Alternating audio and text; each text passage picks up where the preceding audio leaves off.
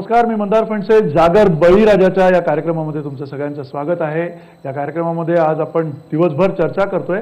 खरं तर या कार्यक्रमामधून आपण समजून घेतोय महाराष्ट्रातल्या शेती क्षेत्राचा एकूण परिसर कसा आहे, शेती क्षेत्राची आत्ताची परिस्थिती कशी आहे आणि या परिस्थितीला उत्तरं काय. कारण आपल्या सगळ्यांना माहिती आहे कुठेतरी प्रश्न निर्माण झालेत. ते नुसते प्रश्न निर्माण झालेले नाहीत, तर अतिशय जटिल असे प्रश्न निर्माण झालेले आहेत. एक प्रकारचा प्रक्षोभ आहे राज्यामध्ये. शेतकऱ्यामध्ये, बळीराजामध्ये अत्यंत हलाखीची परिस्थिती आहे आणि हे सगळं करण्यामागे नेमकं का असं घडत आलं आणि आता आपण कुठे जायला पाहिजे हे सगळं आपण एक प्रकारचं दिवसभराचं विचार मंथन करतोय. आणि या विचार मंथनामध्ये सगळे मान्यवर या क्षेत्राशी संबंधित आपण बोलवलेले आहेत. जागर बळीराजाच्या मध्ये आपण महाराष्ट्रात विविध क्षेत्रामध्ये शेतीच्या ज्यांनी कामं केलेली आहेत, स्वतःच्या बळावरती ज्यांनी कामं केलेली आहेत, अशा विविध क्षेत्रातल्या मान्यवरांचा सत्कार सन्मान सुद्धा आपण करतोय. आणि अर्थातच समजून घेतोय की शेतीला किती परिमाण आहेत, शेतीला किती बाजू आहेत आणि शेतीचा उद्योग, शेतीचं पणन असेल किंवा शेतीची निर्मिती असेल, शेतीमधलं आधारित उद्योग असतील, हे सगळे किती महत्त्वाचे आहेत आणि त्याच्यावरती किती समाज हा पूर्ण अवलंबून आहे. या अनुषंगाने आपल्यासोबत आता मान्यवर आहेत. शेतीचा ज्यावेळेला आपण बऱ्याचदा विचार करतो, कुठेतरी वेगवेगळे तुटक निर्णय झाल्यासारखी परिस्थिती असते. बऱ्याचदा आपण हे जे सगळे शेतीचंच मंत्रिमंडळ बसल्यासारखी आत्ताची जी परिस्थिती आहे की पाणी शेतीला लागतं, पणन लागतं, सहकार लागतो, हे सगळी जी विविध खाती आहेत, या खात्यांचा एकमेकांशी संबंध येतो का? एकमेकांशी संबंध जर येत असेल तर त्या दृष्टीने शेतकरी विमुख, बळीराजा विमुख काही निर्णय घेण्याची प्रक्रिया आता शासनात आहे असं तुम्हाला वाटतंय? खरं तर या जागर बळीराजाच्या कार्यक्रमाला IBN लोकमतने सुरुवात केली आणि कुठेतरी बळीराजा इलेक्ट्रॉनिक मीडियावर सुद्धा त्यांच्या सर्व समस्येच्या बाबतीमध्ये चर्चा होऊ लागली. मी IBN लोकमतचं मी मनापासून या ठिकाणी पहिल्यांदा आभार मानतो. ज्या विभागाचे सन्माननीय मंत्री महोदय इथं बसलेत, तसं पाहिलं तर या पावसाळ्याच्या अगोदर या सर्व विभागाचा जो प्रभाव या राज्यातील शेतीवर व्हायला पाहिजे होता, तो स्वाभाविक होऊ शकला नाही. याला हे विभाग जबाबदार नाहीत, हे मंत्री जबाबदार नाहीत, हे मी पहिल्यांदा स्पष्टपणानं म्हणतो. कारण सलग 3-4 वर्ष फार मोठं नैसर्गिक संकट या राज्यावर आलं आणि 2014 मध्ये जवळजवळ 23,000 गावं दुष्काळ म्हणून जाहीर करावं लागली. त्याच्यानंतर सलग दुष्काळ पडत गेला आणि 3 वर्ष शेतकऱ्यांची शेती बंद असल्यामुळं आज या विभागाने काय काम केलंय आणि त्याचा येणाऱ्या काळात काय प्रभाव होणार आहे हे आत्ताच्या पावसाळ्याच्या पुढे दिसेल. पण आत्ता शेतकऱ्यांच्या मध्ये जो असंतोष तुम्ही या ठिकाणी सांगितला, तो कशामुळे आहे? तर त्या शेतकऱ्यांच्या शेतीमालाला योग्य भाव मिळत नाही. आज पाऊस चांगला पडलाय, केलेल्या कामात पाणी आहे, मग धरणात पाणी आहे, कॅनलला पाणी आहे, विहिरीत पाणी आहे. उद्या या पाण्यातून शेतकरी चांगलं उत्पादनही घेईल. मग ते उत्पादन धानापासून कापूस, सोयाबीन, ऊसापासून सर्व उत्पादन तो घेईल. पण त्या उत्पादित केलेल्या मालाला योग्य भाव जर नाही मिळाला तर या चर्चेला काही अर्थ उरणार नाही.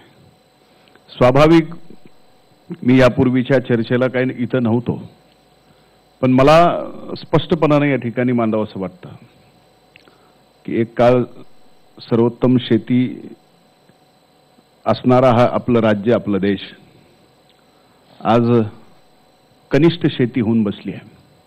आणि याचा विचार फक्त सत्ताधाऱ्यांनीच करण्याची गरज नाही, तर विरोधकांनी करणं गरजेचं आहे.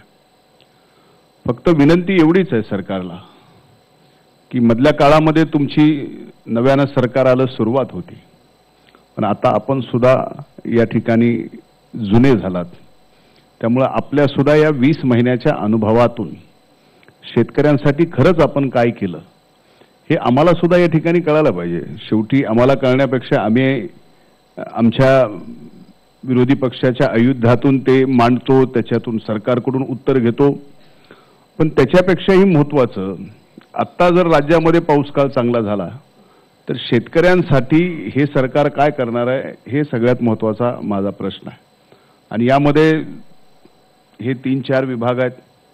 त्यात जलसंपदा विभाग आहे, पणन सहकार विभाग आहे, पशुधन आणि दूध विभाग आहे. या सर्वच विभागाच्या बाबतीमध्ये त्यांची काय प्लॅनिंग आहे, त्यांचं काय आत्ता येणाऱ्या काळामध्ये शेतकऱ्यांना देण्याच्या बाबतीत त्यांनी निर्णय केला आहे हेही स्पष्ट या ठिकाणी व्हायला पाहिजे. खरं तर माझ्यापासून सुरुवात करायच्या ऐवजी त्यांच्यापासून सुरुवात जर मंदारजी केली असती तर आणखीन सोयीस्कर या चर्चेच्या बाबतीमध्ये झालं असतं. पण आज खरंच सांगतो, या राज्यातला शेतकरी अतिशय अडचणीत आहे. आणि ज्यावेळेस नैसर्गिक संकट शेतकऱ्यांवर येतं त्यावेळेस सरकारने मोठं मन करून या ठिकाणी शेतकऱ्यांना मदत करावी, तरच तो शेतकरी उभा राहू शकतो. अशी परिस्थिती आपल्या सर्वांच्या समोर आहे. आणि आता वाटतं की या परिस्थितीला कुठंतरी या सरकारने पुढे येऊन मदत करण्याची गरज आहे. नक्की, म्हणजे तुम्हाला प्रश्न पहिल्यांदा विचारला, कारण अर्थात विरोधक काय करतात आणि विरोधकांचा सन्मान सुद्धा तितकाच महत्त्वाचा आहे लोकशाहीमध्ये. त्या अर्थाने पुन्हा मला खरं तर हर्षवर्धन आपल्याला पण प्रश्न हाच विचारायचा आहे की तुम्ही सत्तेत होता, आता नवी सत्ता आलेली आहे, एकूण शेतीचं चित्र आहे तेच आहे, त्याच्यामध्ये शेती हा विषय आपण राजकारण विरहित बघू शकतो का? कारण शेतीवर आधारित राजकारण आहे हे आपण सगळे समजतो, पण शेतीचा जो एक राजकारण विरहित अजेंडा असायला पाहिजे महाराष्ट्रामध्ये, तो आहे का किंवा तो असण्याची आवश्यकता तुम्हाला वाटते? बॅकवर्ड लिंकेज आणि फॉरवर्ड लिंकेजेस, कारण शेतकऱ्यांना आता ही जी आवश्यकता आहे पायाभूत सुविधांच्या बाबतीमध्ये काय पॉलिसी मॅटर्स राहतील, हा एक विषय सेकंडरी आपण घ्यावा असं मला वाटतं. तिसरा विषय क्रॉपिंग पॅटर्न आणि स्केल ऑफ फायनान्स. सहकार मंत्री महोदय इथं उपस्थित आहेत. पिकाची पद्धत आणि त्याला लागणारा पतपुरवठा, कारण हे सगळं इंटिग्रेटेड ॲग्रिकल्चर डेव्हलपमेंटशी संबंधित आहे. मला ही राजकीय चर्चा करायची नाही, कारण शेतकऱ्याचा प्रश्न असल्यामुळं आमचा काय 15 वर्षाचा अनुभव, आमचं कुठं चुकलं असेल ते ह्यांनी सांगावं, ह्यांच्या पॉलिसीमध्ये काय चुकत असेल तर ते आम्ही सांगू. आणि अल्टिमेटली शेवटी शेतकऱ्यांना आपण ह्या चर्चेच्या माध्यमातून आपण काय देऊ शकतो. चौथा महत्त्वाचा विषय असा आहे याच्यामध्ये की आपण प्रामुख्यानं मार्केटिंग, हमीभाव आणि त्याला जोडून साधारणतः आपल्याला एक्सपोर्ट इम्पोर्टच्या संदर्भातली काय भूमिका घेता येईल हा एक विषय आपण त्याच्यामध्ये चर्चेला घ्यावा. जो थोडा वेळ ठरवून दिला आपण तर मला वाटतं व्यापक, आता असा जनरल विषय घेतला तर मग प्रत्येकजण या विषयावर आपापली भूमिका मांडू शकेल. आणि शेवटचा महत्त्वाचा मुद्दा असा आहे की आता भविष्यामध्ये ह्या चर्चेच्या माध्यमातून एखादा ड्राफ्ट जर गव्हर्नमेंटला तयार करता आला ॲग्रिकल्चर इंटिग्रेटेड डेव्हलपमेंट प्रोग्रामचा, आणि तो ड्राफ्ट मला वाटतं जानकर साहेब आपण एका पक्षाचे नेते आहात आणि तुमच्या पक्षाचा पाठिंबा ह्या सरकारला, तुम्ही आता मंत्री आहात, त्यामुळे तुमच्या पक्षाला एक वजन आहे. शिवसेना पण तितकीच महत्त्वाची आहे, त्यामुळे खोतकर साहेब जित आहेत, त्यामुळे तुमचेही 63 आमदार आहेत, तुमच्या ताकदीला महत्त्व आहे. आणि गिरीश महाजन साहेब आपण आणि सुभाष देशमुख तर भाजपचं सरकार असल्यामुळं, त्यामुळे जर आपण हा ड्राफ्ट एक इंटिग्रेटेड डेव्हलपमेंटचा जर तयार केला आयबीएन लोकमतचा आधार घेऊन जागर बळीराजाचा, तर मला असं वाटतं तो राज्यातल्या शेतकऱ्यांना चांगल्या पद्धतीने आपल्याला उपयोग करता येईल. अशी जर चर्चा आपल्याला करता आली तर बघा, नाही तर मग आपण सांगाल त्याप्रमाणे उत्तर द्यायला, प्रश्न मांडायला आमची तयारी आहे. शेतकरी म्हटल्यावरती मग तो कुठल्याही समाजाचा का असे ना, त्याची परिस्थिती आज अत्यंत हालाकीची आहे. ही जी परिस्थिती सगळी जी आहे, या परिस्थितीमध्ये कुठेतरी एक कॉमन शेतीचा म्हणून अजेंडा, ज्याच्यावरती उद्या निवडणुकीच्या अगोदर भाजप, शिवसेना, काँग्रेस, राष्ट्रवादी हे एकत्र येऊ शकतील का, अशी काही ही फार भ्रामक संकल्पना वाटते की तुम्हाला असं वाटतं की हे शक्य आहे आत्ताच्या काळात? नैसर्गिक आपत्तीमध्ये सापडलेल्या शेतकऱ्यांसाठी कधी नव्हती एवढ्या वर्षामध्ये मदत केंद्र सरकारने यावेळेला केली, राज्य सरकारने या ठिकाणी केली. शेवटी शेतकरी हा आमचा केंद्रबिंदू मानून त्याच्यासाठी आम्हाला काय करता येईल, या शेतीतलं उत्पन्न कसं वाढेल, जेणेकरून या राज्यातलं उत्पन्न कसं वाढेल, शेतकऱ्याचा दर्जा कसा, जीवनमान कसं वाढेल, यासाठी या सरकारचा सतत या ठिकाणी प्रयत्न आहे. आणि त्या दृष्टीतून शेती, मग कृषी खातं असेल, पणन असेल, आमचं जलसंपदा असेल, महसूल असेल, या सगळ्या खात्यांनी मिळून या ठिकाणी जसं आपण शरद पवार साहेब म्हणतो की इंटिग्रेटेड, म्हणजे हा सगळा एकात्मिक विचार या सगळ्या गोष्टींचा करून यामधून काय मार्ग काढता येईल, शेतकऱ्यांना कसा दिलासा देता येईल, या दृष्टीने शासन निश्चित विचार करत आहे. त्या संदर्भामध्ये ते कटिबद्धही आहे आणि येणाऱ्या काही दिवसामध्ये त्याचे परिणाम आपल्याला दिसतील.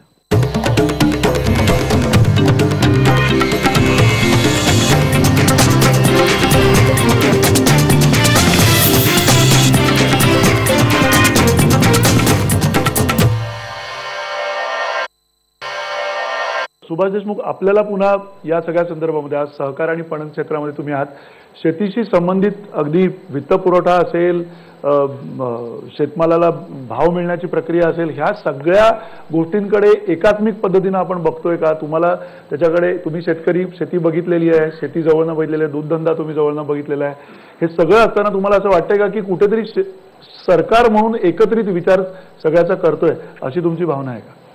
मला असं वाटतं की पहिलं कारण जर असेल तर आम्ही आमच्या जमिनीची नीट तपासणी केलेली नव्हती. आम्ही आमच्या हवामानाचा अंदाज कधी घेतलेला नव्हता. आम्ही आमच्या पडलेल्या पर्जन्य पावसाचं नीट वापर नाही, साठवणूक नाही केली आणि त्याचा वापर नाही नीट केला. असे अनेक विषय असू शकतात. आजही आम्हाला 70 वर्षानंतर स्वातंत्र्यानंतर सुद्धा ह्याच विषयावरती चर्चा करावी लागती. हे खरोखरच आपल्याला वेदना आहेत. खरं म्हणजे ज्या शेतकऱ्यांच्या घरात कुणीतरी व्यवसाय करते छोटा मोठा ते आणि कुणीतरी छोटी मोठी नोकरी करते ते केवळ 100% शेतीवर अवलंबून आहेत. खरोखरच दयनीय अवस्था आहे त्यांची. बाकी ज्यांच्या नोकरी आहे त्यांचं कसं तरी उदरनिर्वाह होतो. ज्यांच्याकडे छोटा मोठा व्यापार आहे तेही कसं तरी म्हणजे उदरनिर्वाह करू शकतात. केवळ शेतीवरती खूप अडचणीचं आहे. आणि म्हणून आम्ही ज्यावेळेस आमचं खरं म्हणजे शरीराची जी रचना आहे आमची तशीच रचना शेतीची आहे. मग आमचा आजार आम्हाला कळाल्याशिवाय आम्हाला कुठलाही डॉक्टर औषधोपचार नीट करत नाही. तसं देशाच्या पंतप्रधानांनी पहिल्यांदा ठरवलं असेल की माती परीक्षण अगोदर सांगणाऱ्यांना सॉईल हेल्थ कार्ड द्यायचं ठरवलेलं आहे. आणि म्हणून या माती परीक्षणामुळे आम्हाला कळालं पाहिजे. आणि माझी या निमित्तानं महाराष्ट्रातल्या सर्व शेतकऱ्यांना नम्र विनंती आहे की सर्व शेतकऱ्यांनी माती परीक्षण केवळ सबसिडीसाठी म्हणू नका. कारण अनेक वेळा सबसिडीसाठी माती परीक्षण झाल्याशिवाय सबसिडी मिळत नाही म्हणून माती परीक्षण करू नका. पण शेती हा व्यापार आहे. शेती समृद्ध झाली पाहिजे. शेतीतला आम्हाला आजार कळला पाहिजे. आणि म्हणून पंतप्रधानांनी ठरवलेलं आहे की माती परीक्षण करायचं. माती परीक्षणामुळे आम्हाला एक कळतं की आमच्या जमिनीचा पोत काय, आमच्या जमिनीमध्ये अन्नद्रव्य कुठले आहेत आणि आमच्या जमिनीमध्ये कुठलं पीक येऊ शकतंय हे आम्हाला समजू शकतंय. आणि मला असं वाटतं त्याची मात्रा पुढं आपल्याला त्याप्रमाणे आपल्याला काम करता येईल. पुढच्या काळामध्ये मला असं वाटतं की अनेक वेळा खताचा पुरवठा खूप मोठ्या प्रमाणात तुटवडा असायचा. पुरवठा मुबलक होत नव्हता. म्हणून देशाच्या पंतप्रधानांनी याच्यावरती मार्ग काढण्यासाठी सुद्धा युरिया नीम कोटिंग केलेलं आहे. आणि 2 प्रकार झाले याच्यातून. नीम कोटिंग केल्यामुळे 100% रासायनिक आहे का तर नाही. थोडा बहुत नीम कोटिंगमुळे सेंद्रिय खताचा सुद्धा त्याचा इफेक्ट झालेला आहे. नीम कोटिंगमुळे जो युरियाचा दुरुपयोग होत होता तो दुरुपयोग थांबवण्यात आलेला आहे. आणि तो 100% आता शेतीसाठीच वापरावा लागतोय. युरियाचे कुठं कुठं वापर होत होता हे संपूर्ण देशाच्या शेतकऱ्याला माहिती होतं. आणि आम्हाला ज्यावेळेस युरिया पाहिजे त्यावेळेस मिळत नव्हतं. पण मला असं वाटतं हे सुद्धा उपाययोजनेच्या मध्ये केलेले आहे. एक पशुसंवर्धन खातं आहे, सहकार खातं आहे, पणन खातं, कृषी खातं आहे. प्रत्येक वेगवेगळी खाती आहेत आणि त्या खात्याचे निर्णय एकमेकांना परिणाम करणारे आहेत. परिणाम करणारे निर्णय एकत्रितपणे एकात्मिकपणे घेतले जाऊ शकतात का तुम्हाला? मी प्रथम जागर बळीराजाच्या IBNच्या प्रोग्रामचं अभिनंदन करतो. आणि एवढं सांगू इच्छितो की जी व्यवस्था पहिली आहे ती व्यवस्था फार चांगली आहे. Who is the ruler and who is the implementer. इम्प्लिमेटरची आणि रुलरची नियत जर चांगली असेल तर शेतकरी सुखी होईल. आजपर्यंत काय होतंय की आम्ही आमच्या शेतकऱ्याला प्रशिक्षित किती करतोय, स्किल डेव्हलप किती करतोय हे आमचं यश आहे. योजना पहिल्याही सरकारच्या चांगल्या होत्या. कुठल्या आम्ही बी लगेच योजना केल्यामुळे फरक पडतो याच्यातला भाग नाही. पण त्या डिपार्टमेंटचे कर्मचारी वर्ग कमी असतील आणि तो कर्मचारी जर नीट कामच करत नसेल तर त्या मंत्र्याचाही दोष होऊ शकत नाही. फक्त राज्य सरकार म्हणून आम्ही एवढं करू शकतो की त्या फार्मरचं इंटलेक्शन होण्यासाठी प्रशिक्षण आपल्या फार्मरला दिलं पाहिजे. आणि त्या शेतकऱ्याच्या मुलानं लक्षात ठेवलं पाहिजे की मी इंडस्ट्रियलिस्ट झालो तरच मोठा झालो.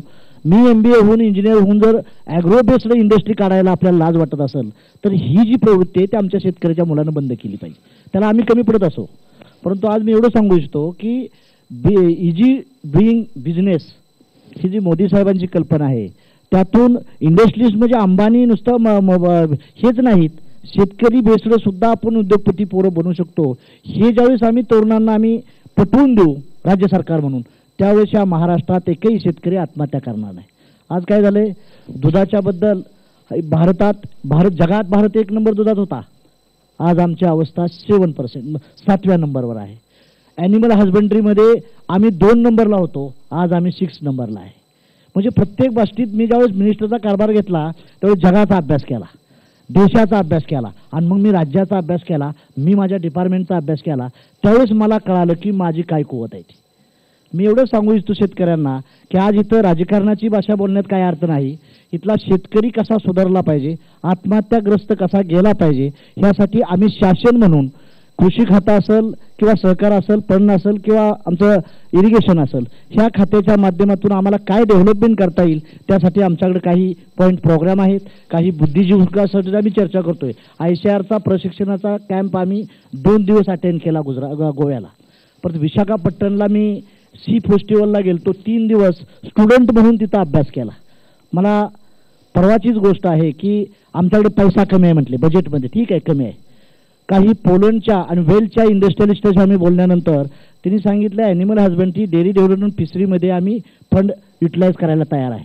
त्याच्याबद्दल देखील आम्ही MAO करतोय. नुसता MAO नाही तर त्यांना आम्ही शेतकऱ्याला कॉन्सन्ट्रेशन करून शेतकऱ्याचं हित बघून त्या कंपनीत आम्हाला शेअर देता येतील का, ही असं आमचं प्लॅनिंग आहे. नाहीतर ते काय होतंय, शेअर शेतकऱ्याला मिळत नाही, त्याची लँड घेतली जाती आणि तो शेतकरी देशोधडीला जातो. हे न करता आम्ही शेतकऱ्याची पोरं आहे आणि आम्ही प्रॅक्टिकलमधली मुलं आहे, त्यामुळे आम्हाला जास्त आहे. आम्ही फक्त अधिकाऱ्याला सांगतोय, आज आमच्या खात्याचं असं आहे की 1200 लोकांना वर्षातून जर फायदा मिळत असेल, लोक करतात 50,000 अर्ज आणि आम्ही त्यांना फायदा किती देतोय 1200 लोकांना. मी अधिकाऱ्यांना म्हटलं की बाबा ह्यातून सर्व शेतकऱ्याला जर आपल्याला ॲनिमल हजबंड्रीचा, डेअरीचा आणि फिशरीचा फायदा देत असेल तर काय करावं लागेल, SC STला जरूर द्या. पण माझं म्हणणं आहे, जी ओपन समाज आहे, ज्याच्याकडे 50 गाय आहेत, 100 गाय आहेत, त्यांना आम्ही काय मदत करू शकतो का, तर ते सचिव म्हणले आपल्याला करू शकता येतं.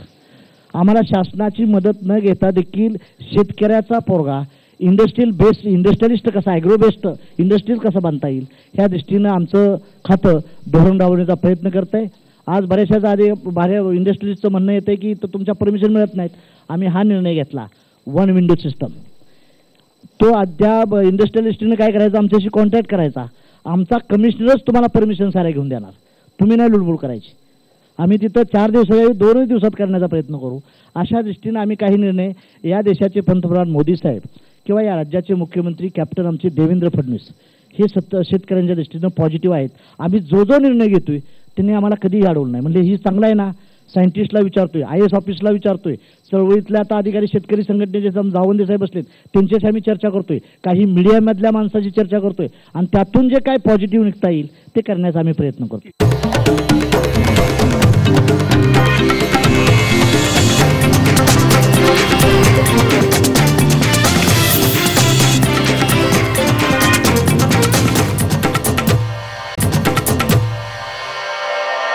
अशी अनेक उदाहरणं देता येतील शेतीमध्ये की जी एकमेकाची परस्पर अवलंबून आहेत.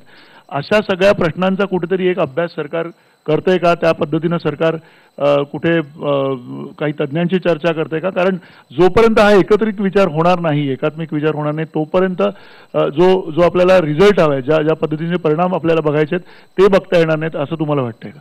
मंदाजी, आमच्याकडे अशी म्हण आहे की बाबा दुखण्याचं मूळ कळलं की दुखणं बरं होतं, पण तो मूळच आपल्याला अजून दुखण्याचं कळलं नाही. खरं तर तुम्ही कांद्याच्या बाबतीमध्ये या ठिकाणी जे बोललात किंवा आता कांद्याचं उत्पन्न, ठीक आहे, शेतकरी हा मार्केट बघून आपल्या पिकाची लागवड किंवा पीक त्या ठिकाणी निर्माण करत असतो, पण तो याला जबाबदार मूळ मार्केट आहे. कधीतरी मार्केटमध्ये 50 रुपये किलो कांदा विकतो, कधीतरी 100 रुपये किलो कांदा विकतो आणि मग त्या लालचेपोटी म्हणा किंवा आपल्याला पैसा मिळेल या भूमिकेपोटी म्हणा की शेतकरी सरसगट कांदा या ठिकाणी लावायला सुरुवात करतो. आणि मग होतं असं की मार्केट, मागणी आणि पुरवठा यामधला प्रचंड मोठी दरी जी आहे ती कधी कमी होते, कधी जास्त होते. त्यामुळं अशा या गोष्टीला निश्चितपणे समोर जावं लागतं. आता आम्ही म्हणतो की आता डाळिंबाचा कांदा होणार आहे. डाळिंब एवढ्या मोठ्या प्रमाणात राज्यामध्ये निर्माण झालं की आता डाळिंबाचा कांदा व्हायला उशीर लागणार नाही.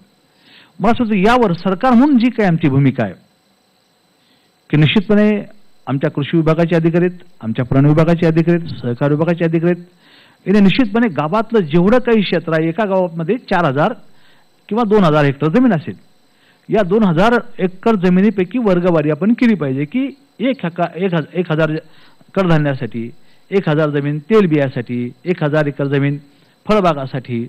तर मला असं वाटतं की यामध्ये थोडं सक्तीने जर केलं, राज्य सरकार असेल, शेतकरी असेल, एकात्मिक विचार यामधला शेतकरी म्हणून यातला विचार असेल, तर मला असं वाटतं की यातून निश्चितपणे जी काही आपत्तीची परिस्थिती निर्माण होते, या आपत्तीच्या परिस्थितीमध्ये जी आता कांद्याचं झालं ते भविष्यामध्ये या ठिकाणी होऊ शकणार नाही असं मला या ठिकाणी वाटतं. आव्हानं खूप मोठी आहेत. सगळ्यांची मनं आपण खरं जाणून घेतोय.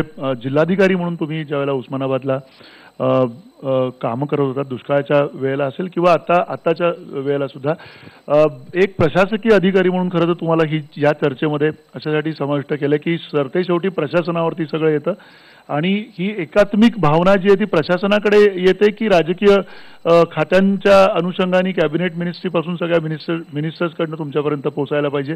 नेमकं तुम्हाला काय वाटतं त्याचं? कारण आपण हा विचार वेगळा करतोय. एकात्मिक विचार कसा करावा हेच आपल्याला माहीत नाही किंवा एकात्मिक विचार होऊ शकतो का ह्याच्याबद्दल आपली एकवाक्यता असेलच असं काही नाही. त्यामुळे तुम्हाला याची शक्यता वाटते का? कारण प्रशासकीय अधिकारी म्हणून ज्यावेळेला योजना असतात, पदुमची योजना असेल, एखादी आणखीन कुठली पणनची योजना असेल, आणखीन सहकारची योजना असेल, कृषी खात्याची योजना असेल, या योजनांची ज्यावेळेला तुम्ही अंमलबजावणी करता त्यावेळेला तुम्हाला त्या योजनांमध्ये कुठे तुटकपणा वाटतो का? त्याच्यामध्ये काही मिसमॅनेजमेंट त्या अर्थाने वाटते का की ते सगळं जे तुमच्यापर्यंत येतं ते अधिक चांगली एफिशियन्सी तुम्ही करू शकाल असं वाटतं? जर आपण ॲग्रिकल्चर सेक्टरचा विचार केला तर आपण पाहिलं पाहिजे की कोणत्याही सेक्टरवर किती मॅनपॉवर डिपेंड आहे. जर खूप जास्त मॅनपॉवर एखाद्या लहान क्षेत्रावर डिपेंड असेल, कारण की ॲग्रिकल्चर क्षेत्र हे प्रायमरी सेक्टर ऑफ इकॉनॉमी आहे, कोणत्याही प्रायमरी सेक्टर ऑफ इकॉनॉमीमध्ये मार्जिन ऑफ प्रॉफिट हे नक्की कमी असतं आणि त्याच्यामुळं जर जास्त लोक कमी क्षेत्रावर अवलंबून राहिले तर त्याचा इफेक्ट हा त्या सेक्टरवर होतो, त्या सेक्टरमध्ये काम करणाऱ्या लोकांवर होतो. आणि म्हणून मला असं वाटतं की ॲग्रिकल्चर करणारे जे लोक आहेत त्यांच्यामधूनच आता अनेक मुलं शिकलेली आहेत, बाकी पुढे गेलेली आहेत. वी हॅव टू सी की जर एक मुलगा ॲग्रिकल्चर करत असेल तर घरातला दुसरा मुलगा हा कुठेतरी दुसऱ्या व्यवसायात स्किल डेव्हलपमेंटच्या माध्यमातून लागू शकतो का? म्हणजे आपल्याला जो डेमोग्राफिक डिव्हिडंड 2025 पर्यंत आपण जे जगातलं सर्वात यंग राष्ट्र होणार आहोत त्याचा डेमोग्राफिक डिव्हिडंडचा उचित उपयोग घेता येईल आणि आपली मॅनपॉवर हे प्रोडक्शन सेक्टर आणि सर्व्हिस सेक्टरवर लावता येईल. हा पहिला मुद्दा. दुसरं, जर आपण ॲग्रिकल्चरचा विचार केला तर ॲग्रिकल्चरमध्ये आपल्याला नवीन टेक्नॉलॉजी याचा आपण उपयोग, for example mechanisation, protective irrigation, protective cultivation, precision farming, या सगळ्या गोष्टींचा आपल्याला विचार केला पाहिजे. सगळी शेतीची कृषीशी संबंधित खाती जी आहेत ती एकात्मिक पद्धतीने विचार करतायत का? आणि करत असतील तर हरकत नाही, करत नसतील तर काय केलं पाहिजे असं तुम्हाला वाटतं? ज्या अनुषंगाने तुम्ही एखादा प्रश्न इथल्या सगळ्या मान्यवरांना विचारू शकाल. आपण सगळेजण बोलतो आहोत पण आपण सगळेजण हे ताकदीने कसं इम्प्लिमेंट करणार? कारण काय आहे, शेतकऱ्याला भाव दिला तर मग विरोधी पक्ष म्हणणार महागाई वाढली म्हणून हे मोर्चे काढणार. तुम्ही म्हणणार आता 50% नफा जोडून भाव आम्ही देऊ शकत नाही. नवीन पिढी गावात आली पाहिजे तुम्ही म्हणता, पण नवीन पिढी गावात का येईल हो? आज गावात 50 एकर जमिनीच्या मालकाला कोणी पोरगी द्यायला तयार नाही आहो. परवा मला सटाणावरून एक फोन आला की माझ्याकडे 18 एकर डाळिंबाची बाग आहे, माझ्या मुलाचं लग्न होत नाही. मला असं वाटतंय की हे सगळ्या गोष्टी सगळ्यांना माहिती आहेत. फार चांगला जागर हा सुरू आहे, पण याच्या मुळात जाऊन आणि शेवटचं एक सांगतो, नरेंद्र मोदी साहेबांना माझा धन्यवाद कळवा हो. त्या माणसाने भाजपच्या कार्यकारिणीमध्ये फार चांगलं वाक्य वापरलं होतं, किसान अपनी जमीन बेचकर अपने बेटे को चपरासी बनाना चाहता है. फार महत्वाचं वाक्य, ग्रासरूटचं वाक्य बोललेलं आहे, युट्यूबवर आहे. ज्या धोरणांनी ही स्थिती आलेली आहे आज, ती धोरणं भाजपकडनं बदलवण्याची अपेक्षा जर आम्ही ठेवली तर ती चूक आहे का हो? पण जर तुम्ही तीच धोरणं राबवणार असाल तर मग बदल कसा होणार? तर रामचंद्र साबळे एक प्रश्न विचारतात, आधी त्यांना आपण हे देऊया. तो एकात्मिक शेती हा जो विषय आहे तो त्या संदर्भामध्ये मी थोडं सांगू इच्छितो. महाजन साहेबांच्या याच्यामध्ये मला सांगायचं आहे, देशमुख साहेब पण आहेत. आपण 2000 कोटी झाडं लावली महाराष्ट्रामध्ये, खूप चांगलं काम केलं. लिम्का बुक ऑफ याच्यामध्ये रेकॉर्ड झालं महाराष्ट्राचं, खूप चांगलं काम केलेलं आहे. क्लायमेट चेंजमध्ये मी तर हवामान, सकाळी मी बोललो हवामान म्हणून, हवामानच्या क्लायमेट चेंजवरती बरंच बोललो. त्याला जर आपल्याला थोपवायचं असेल तर शेतकऱ्यांना ही फुकट झाडं वाटली पाहिजेत. कुठली वाटली पाहिजेत? सागासारखी झाडं वाटा ना. जो एक्सपोर्ट क्वालिटी साग होतो त्याची 2-2 झाडं 4-4 झाडं या शेतकऱ्यांना लावू द्या. आणि मोहगनी म्हणून झाड आहे, त्या झाडाचं पर स्क्वेअर मीटर किंमत आहे 10,000 रुपये. आम्ही अशी झाडं का देत नाही? आमची दृष्टीच नाही आहे त्या दिशेला. आजपर्यंत काय झालं असेल तर हो, मी आता गेले रिटायर झाल्यानंतर मी हेच काम करतोय आणि मला जी काय पेन्शन मिळते त्याच्यामधनं मी शेतकऱ्यांना फोनवरती देखील ही माहिती सांगत असतो ना. आता मी मेळाव्याला देखील बाहेर फिरतोय. सगळे ऐकायचं काम करतोय, त्याचं कारण हेच आहे, तज्ज्ञ अनेक बसलेले आहेत, त्यांनी अनेक वर्ष काम केलेली आहेत. या तज्ज्ञांकडनं काही एकात्मिक शेतीच्या कडे जाण्याच्या दृष्टिकोनातून आपण काही मार्ग येणाऱ्या काळामध्ये आणणार आहात का समोर? आपण जो प्रश्न या ठिकाणी उपस्थित केला आणि आपण मला जो प्रश्न विचारला खरा आहे की आपण सगळा एकात्मिक विचार करतो आहोत का? आज आपल्याकडे शेती अशी झालेली आहे की बस आता मी ज्या भागामध्ये जळगाव जिल्ह्यामध्ये 90% लोक सगळे कापूसच लावतात, म्हणजे दुसरं पीकच त्या ठिकाणी नाही. आमचा कल असा झाला की परंपरागत एकच पीक. त्या भागात विदर्भाकडे सोयाबीन असेल, मराठवाड्यात सोयाबीनच लावतील, कापूस असला तर कापूसच लावतील. मला वाटतं नवीन नवीन आम्ही त्याच्यामध्ये तंत्रज्ञान अवगत केलं पाहिजे, पीक पद्धती आमची बदलली पाहिजे.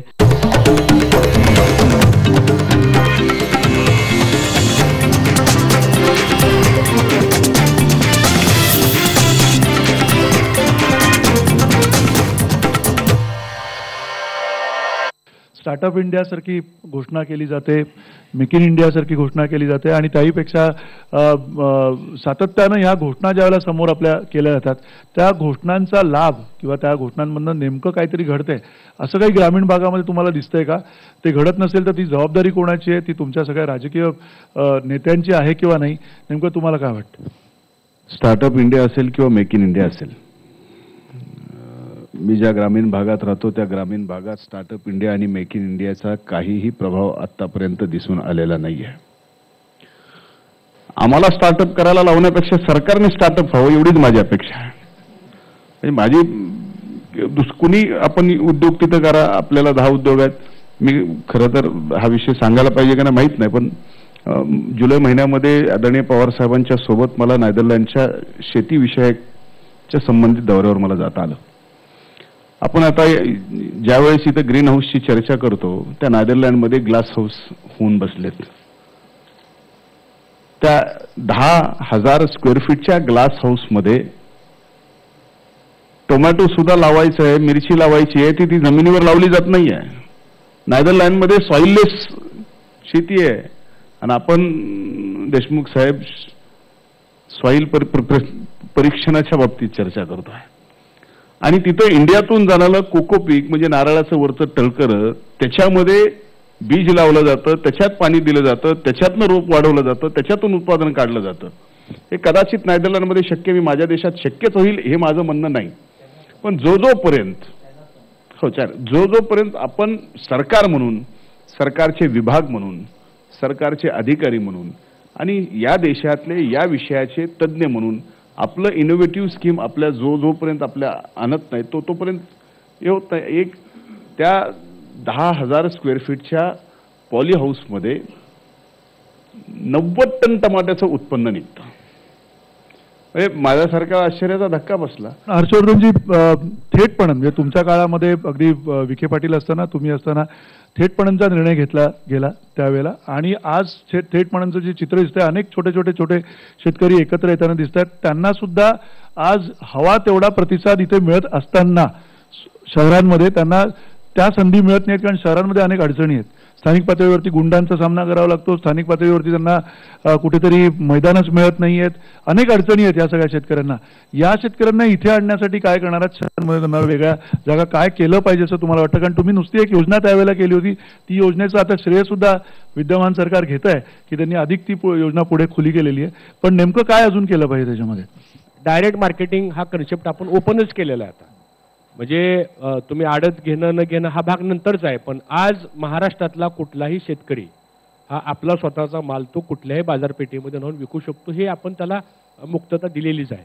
करार पद्धतीने शेती करण्याचा एक कन्सेप्ट आपण त्या काळामध्ये आणला होता, ज्याला आपण कॉन्ट्रॅक्ट फार्मिंग म्हणत होतो. त्याच्यामध्ये कायद्यामध्ये आम्ही असा एक बदल केला होता त्यावेळेस आम्ही सरकारमध्ये असताना, की करार पद्धतीने शेती करताना शेतीचा करार होणार नाहीये किंवा कॉन्ट्रॅक्ट शेतीचा होणार नाही, पण शेतकऱ्याने पिकवलेल्या मालाच्या विक्रीसाठी जो करार होईल त्याला करार पद्धतीने शेती संबोधित करावा असं डेफिनेशन आपण क्लिअर केलं होतं. मग त्याचा फायदा बऱ्यापैकी शेतकऱ्यांना झाला. सोयाबीनमध्ये विशेषतः विदर्भामध्ये सुद्धा काय ITC कंपन्या वगैरे आल्या आणि त्यातून मार्केटपेक्षा सुद्धा ITC कंपनीमध्ये शेतकऱ्यांना 4 पैसे जास्त मिळायला लागले. आता आपल्याला काय करावं लागेल, आता एकदमच आपण आडत जी आहे त्याच्यामुळं 44,000 आडते महाराष्ट्रातले हे आता एकदम अफेक्ट झाले. म्हणजे मी काय आडत्याची बाजू घेत नाही, पण मार्केट वाढवायचं असेल आपल्याला तर सरकारने 3 गोष्टी कराव्यात. ही आपली खुली चर्चा आहे. आमचा थोडाफार जो अनुभव आहे तोही आम्ही आपल्याशी शेअर करायला आम्ही तयार आहे. पहिलं काम आपण असं करावं की डायरेक्ट माल विकण्यासाठी तिथं थोडीफार पर्याय व्यवस्था आपल्याला सरकारला पुढाकार घ्यावाच लागणार आहे. नुसतं आपण म्हणलं की चला तुम्ही आता मुंबईला माल घेऊन या, असा माल येऊ शकत नाही. त्याचं कारण असं आहे की आपल्या उत्पादन झालेल्या मालातला 25% माल हा बांधावर विकला जातो, अशी परिस्थिती आज आहे प्रॅक्टिकली, आणि 40% लोकल मार्केटला येतो आणि 30-35% पर राज्यामध्ये जातो वेगळ्या माध्यमातून. ही साधारणतः वस्तुस्थिती. पाण्याच्या दृष्टिकोनातून काय महत्त्वाचे निर्णय येणाऱ्या काळात तुम्ही घेताय? आपण जे म्हणतात तुम्ही कसे करणार आहात तर त्याचं नियोजन हे असं आहे. आमचे पैसे याला सुरुवाती झालेली आहेत, राहिलेले सगळे जे प्रकल्प आहेत आणि जे 5 आणि 10% प्रकल्प झालेले आहेत जे आम्हाला वाटतं की फार याची आवश्यकता नाही, आम्ही तुम्हाला सांगतो की 60,000 कोटीचं नियोजन आम्ही केलं आहे 85 पैकी. आहेत 25-30,000 कोटी असे आहेत की आम्हाला त्याला थोडंसं हात लावावा लागणार नाही, ही वस्तुस्थिती आहे. आणि तर आम्ही 90,000 कोटीचे प्रकल्प पूर्ण करू शकणारच नाहीत, ते नंतर पावतीन वर्षात. आणि शेतकऱ्यांना जर वाचवायचं असेल, त्याला जर जगवायचं असेल तर त्याला पाण्याशिवाय पर्याय नाही. त्याला शाश्वत शेती करायची असेल तर त्याला आम्हाला पाणी द्यावं लागेल, सिंचनाच्या सोयी द्याव्या लागतील. आणि हे जेव्हा आम्ही त्या ठिकाणी करू तेव्हाच मला वाटतं या राज्यातला शेतकरी जो आहे तो कुठेतरी सुखी समाधानी होईल, या राज्यात कुठेतरी आपलं उत्पन्न त्या ठिकाणी वाढेल आणि खऱ्या अर्थाने आम्ही शेतकऱ्यांसाठी काहीतरी करतो आहोत असं सर्वांना या ठिकाणी वाटेल. या बाबतीमध्ये नरेंद्रजी मोदी असतील किंवा आमचे देवेंद्रजी फडणवीस आहेत, यांची भूमिका अतिशय स्पष्ट आहे. जर सगळ्याला जर कळवाळा असेल तर ज्या गव्हर्नमेंट लँड आहेत साहेब आपल्या मुंबईला असतील पुण्याला, हे शेवटी अतिक्रमण होऊन तिथं झोपडपट्ट्या व्हायला लागल्यात. परत गृहनिर्माण सारखे प्रकल्प राबवून घरकुल द्या, शेताला पाणी द्या, कुणाच्याही दारात वीज बिलाचं माफ करा म्हणून मागणार नाही, कर्ज माफ करा म्हणून मागणार नाही. माझी व्यक्तिगत विनंती आहे की पैसे पहिले उपलब्ध करायचा प्लॅन तयार करावा अशी माझी विनंती आहे. अर्थात हे सगळं जे काम आहे ते सगळ्यांना मिळून करावं लागणार आहे आणि त्यामुळे हा जागर बळीराजाचा